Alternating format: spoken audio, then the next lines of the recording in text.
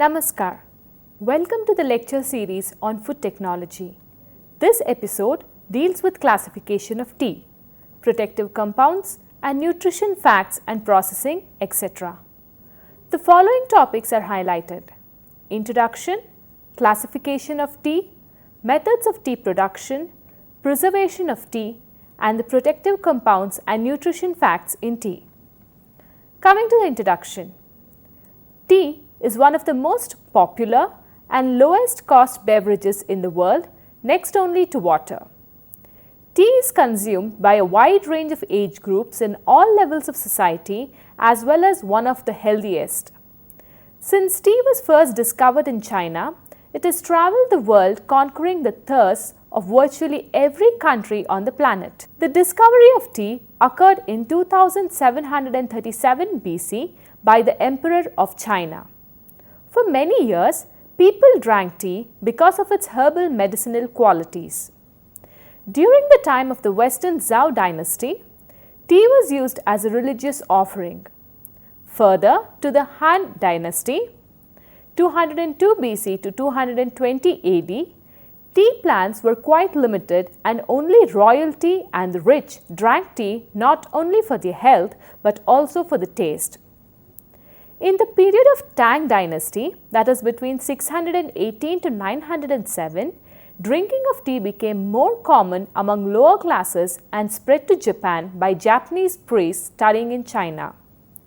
Similar to the Chinese adoption of tea, tea was first consumed by priests and the rich for its medicinal properties.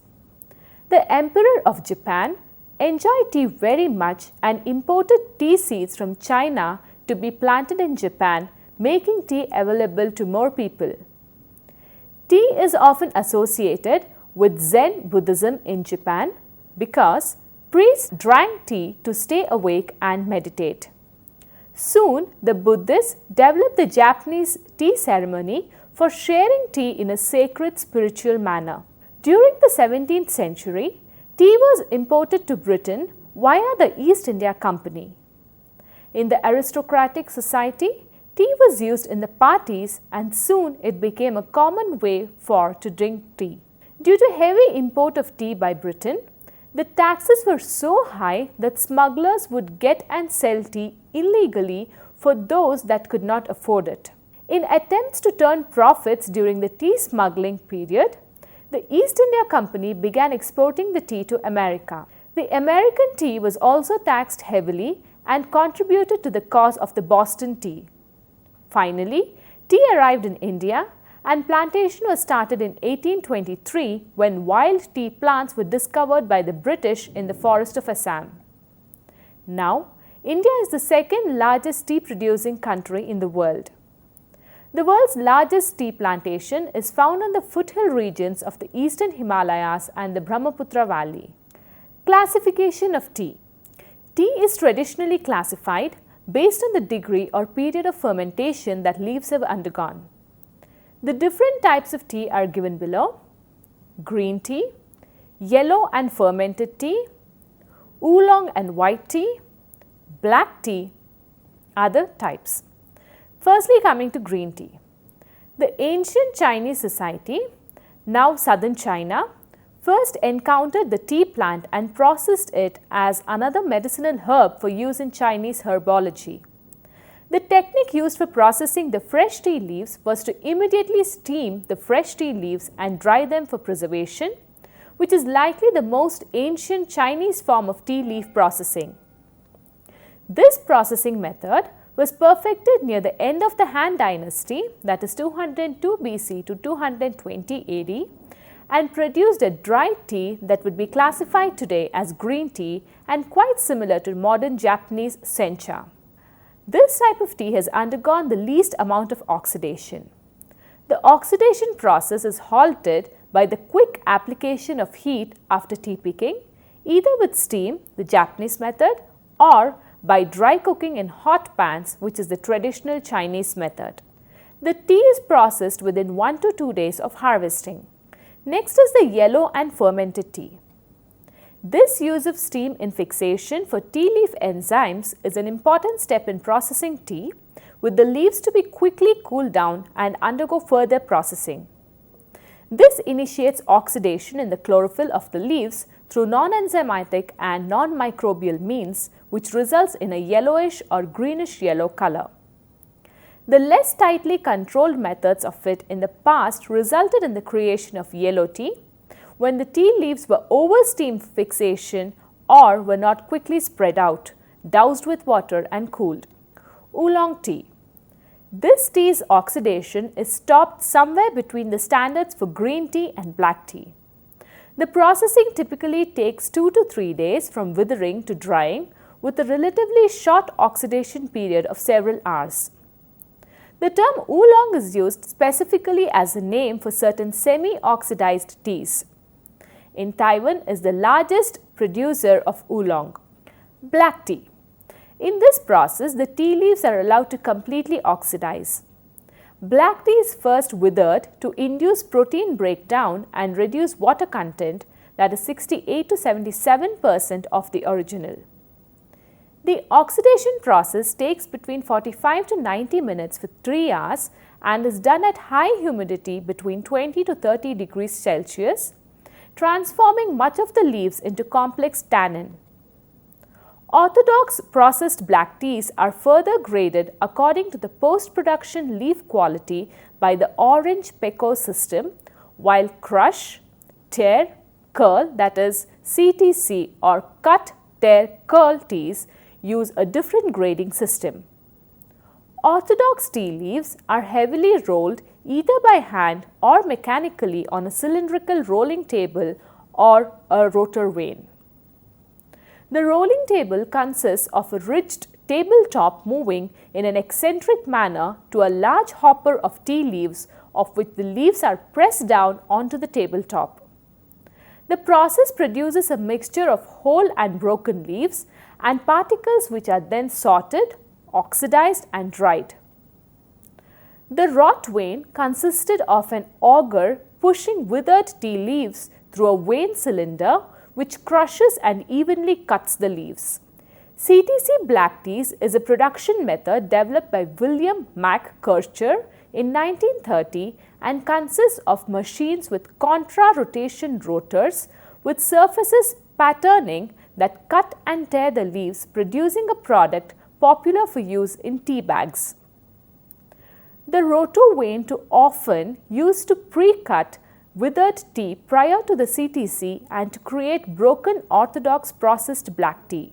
During the Qing Dynasty, both Lapsang Souchong and Gongfu black tea were well recognized in China and noted in records on Yiwu Mountain by the scholar Dong Tiangong. Next, moving on to the methods of tea production.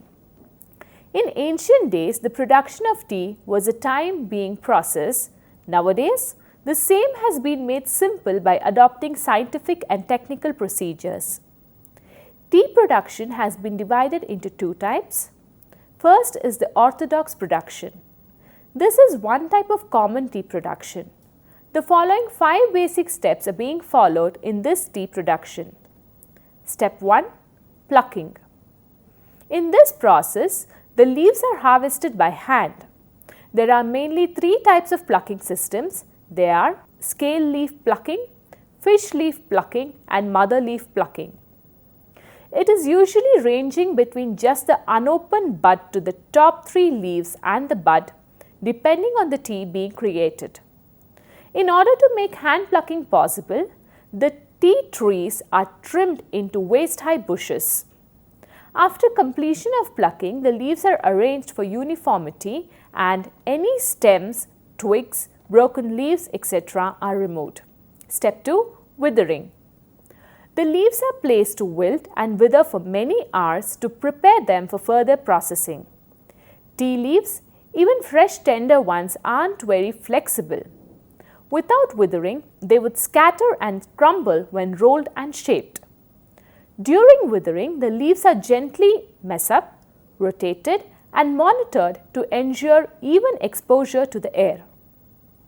Step 3. Rolling.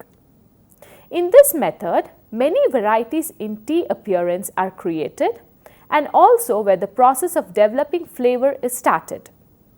When the tea leaves softened, they are rolled, pressed or twisted to break the cell walls of the leaf, wringing out the juices inside. This exposes enzymes and essential oils in the leaf to oxygen in the air as to create oxidation. Step 4. Oxidation. After rolling, the leaves are placed out to rest for many hours, allowing oxidation to take place. Oxidation is the process in which the oxygen in the air interacts with the exposed enzymes in the leaf, turning it a reddish-brown color by changing the chemical composition. This step helps to create many wonderful and complex flavors in tea. The length of this process depends on the type of tea being produced and the ambient conditions at the time.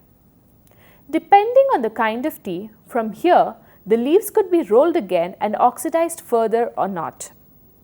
Step 5. Firing. The final step in the production process is to fire or heat the leaves rapidly to dry them to below 3% moisture content and stop the oxidation process. A good, even drying with very little residual moisture also makes sure the tea will keep well. CTC production. CTC or crush, tear, curl production is a very different process. All 5 steps of orthodox processing are performed, but much more rapidly and in a limited fashion. CTC was invented specifically for the black tea industry in an effort to save time, that is, a single batch of tea otherwise can take over a day to produce, and the money. The 3 basic differences between orthodox and CTC teas are: first, the appearance of the leaf. Orthodox production, whether totally handmade or with assistance from rolling machines and such, seeks to maintain the reliability of the leaf. The tea leaves are not cut, worn, minced, etc. The shapes produced vary tremendously, but no matter whether it's green tea, oolong or black, orthodox processing uses the entirety of the leaf itself to create a different range of flavors in the cup. By contrast, CTC teas do not rely on the wholeness of the leaf. The machinery involved. CTC is produced on a machine which takes fresh, whole leaves and macerates them, crushing, tearing and curling them, hence the name. The ground up leaf is rolled into small pellets and oxidized. The tea produced visually be similar to grape nut cereal or large coffee grounds. Because the leaf is totally broken up, every part of the process moves very rapidly. A whole batch can take just 2 hours. In orthodox processing, while some tea leaves can look very small at the end, the leaves are never deliberately cut or torn apart. They are carefully rolled and handled to produce a certain flavor, and the production relies on accurate tea artisans who have been trained for years, in many cases generations, to make that exact tea. The flavor profile. As mentioned, CTC was invented specifically for black tea production. These fast infusing teas are ideal for the tea bag industry as well as for use in spicy chai blends and iced tea because of the color. Their flavor is very one-dimensional, bold, powerful and brightly coloring with a strong astringency. Orthodox teas, because the leaf is not treated the same way, do not produce this type of color and body. However, CTC cannot produce the tremendous range of flavor and aroma which orthodox teas are loved for. The CTC method can't be used to make white teas, oolongs, etc. The shredded leaf oxidizes too quickly. There are a few CTC green teas, but this is accomplished by steaming the leaves to prevent oxidation. That's about as elaborate as it gets. Secondly, because orthodox production requires so much time, the tea maker is able to draw out and develop very fine distinction flavors. Everything done to the leaf will alter the flavor of the tea. Preservation of tea. The proper storage of tea is one of the utmost importance, as tea which is improperly stored will go stale or rancid much faster, or can collect impurities that both alter the flavor and aroma and can also harm the body. Therefore, it is very important to learn how to properly store your teas so that they remain as fresh, clean and flavorful as possible. There are 5 things which teas are vulnerable to, that is light, air, heat, odors and moisture. These 5 things will rapidly make your stored teas go bad. Protective compounds and nutrition facts in tea. Polyphenols, including flavonoids, are naturally occurring plant chemicals known as phytochemicals that are found in tea and have strong antioxidant properties. Antioxidants are agents that protect cells against damage caused by free radicals and reduce the damage caused by low density lipoprotein, that is LDL, or bad cholesterol in the blood. Tea contains a particular variety of polyphenols known as catechins. Catechins are considered to have properties that protect or act against cancer, that is anticarcinogenic, against tumors, which is antitumorigenic, and unwanted genetic changes, that is anti-mutagenic. Coming to the nutrition facts and the amount per 100 grams. Calorie 1, total fat content 0 gram, saturated fat 0 gram, polyunsaturated fat 0 grams, monounsaturated fat 0 gram, cholesterol 0 gram, sodium 4 milligram, potassium 18 milligram, total carbohydrate 0.2 grams, dietary fiber 0 gram, sugar 0 gram, protein 0.1 gram, caffeine 11 milligrams. Loose tea. The tea leaves are packaged loosely in a canister, paper bag or other containers such as a tea chest. Some whole teas called gunpowder tea leaves, which resist crumbling, are sometimes vacuum packed for freshness in aluminized packaging for storage and retail. The loose tea must be individually measured for use, allowing for flexibility and flavor control at the expense of convenience. Strainers, tea pressers, filtered teapots and infusion bags prevent loose leaves from floating in the tea and overbrewing. A traditional method uses a 3-piece lidded teacup called a gaivan, the lid of which is tilted to decant the tea into a different cup for consumption. Major contribution of tea in the world. The graph shows the production of tea from 2006 to 2014 by major producing countries. China produced approximately 1.9 million metric tons of tea in 2012, up from about 1.02 billion metric tons in 2006. Caffeine is a central nervous system, that is CNS stimulant of the methylxanthin class of psychoactive drugs. It is found in the seeds, nuts or leaves of a number of plants native to South America and East Asia. The most well-known source of caffeine is the seed, commonly incorrectly referred to as the bean of coffee plants. Beverages containing caffeine are ingested to relieve or prevent drowsiness and to increase one's energy level. These beverages are very popular in North America. 90% of adults consume caffeine daily. Caffeine is classified by the FDA as GRAS. Toxic doses over 10 grams per day for an adult are much higher than typical dose of under 500 milligrams per day.